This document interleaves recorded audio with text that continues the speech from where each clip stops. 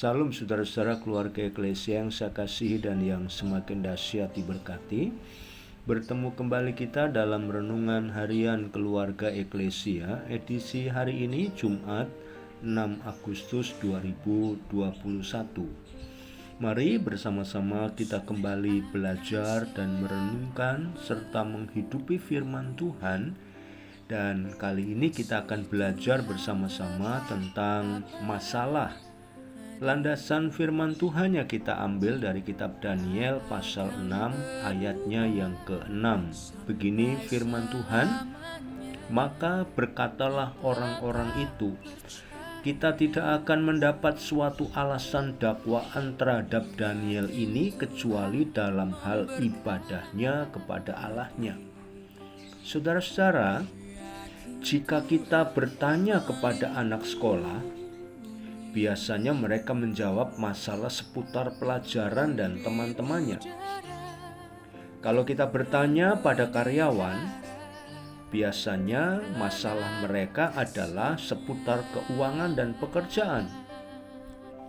Dan jika kita bertanya kepada para orang tua, masalahnya adalah seputar keluarga dan anak.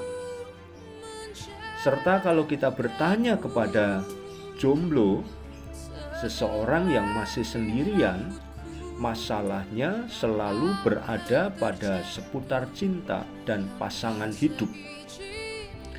Namun pernahkah saudara bertemu dengan orang yang mengalami masalah karena rajin berdoa? Mungkin belum pernah. Tetapi Alkitab mencatat ada satu orang yang karena rajin berdoa, dia mengalami masalah. Namanya adalah Daniel. Daniel mengalami masalah bukan karena kejahatan atau perbuatan berdosanya, tetapi karena ketekunannya berdoa. Kelihatan aneh memang, saudaraku, karena orang yang melakukan hal yang baik justru tertimpa masalah. Namun itulah proses hidup yang harus dialami dan dijalani oleh Daniel. Gua singa yang dihadapi Daniel sekaligus menjadi penguji imannya. Dan kita tahu hasilnya, kualitas iman Daniel teruji melalui peristiwa itu.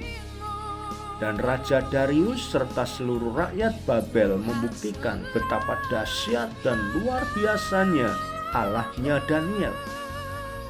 Saudaraku, jika melakukan hal baik namun justru mendapatkan yang buruk, jangan putus asa, saudara. Jangan pula berburuk sangka, apalagi berpendapat bahwa Tuhan tidak adil dan berpikir bahwa kebaikan yang kita lakukan selama ini hanya sia-sia dan tidak menghasilkan apa-apa. Kita tidak akan tahu, saudara. Suatu saat nanti kita akan melihat rencana Tuhan yang sempurna. Sebab itu jangan jemu-jemu berbuat baik. Ada waktunya nanti menuai dari apa yang kita tabur dan dilipat gandakan oleh Tuhan pada saatnya nanti. Amin. Tuhan memberkati.